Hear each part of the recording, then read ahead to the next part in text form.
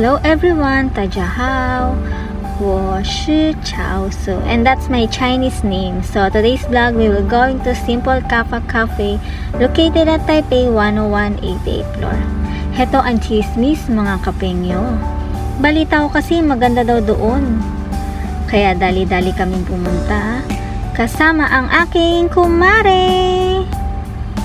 Mula first floor sa entrance, makikita nyo ang front desk. Kumuha kayo ng stub doon.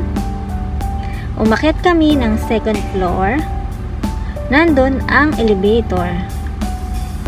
Sa unang elevator is hanggang 60th floor lang. Aba, uy, ang ganda ng elevator nila, puro salamin. Ayan, pindutin na natin ang 60th floor.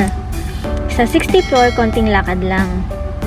Tas sakay ulit tayo elevator. Pang 88th floor naman. Nga pala mga kapengyo, may mga guide po sa elevator at hindi kayo maliligaw. Natatanaw ko na ang view.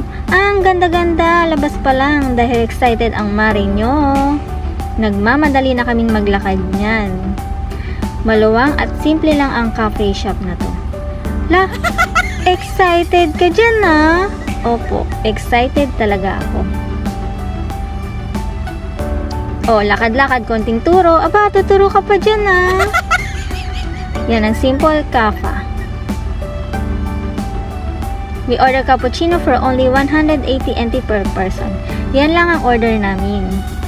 We said take out kasi kung dine in, medyo pricey. At yung view lang talaga ang gusto namin makita. After namin mag-picture sa loob ng shop, dito kami tumambay. Here is the photo of us. Uy, kunwari nagkakape pero hindi naman umiinom. Pinunta namin ang cafe na to para makita lang ang view sa taas ng Taipei 101. At sobrang ganda para sa amin. Till my next vlog, bye-bye!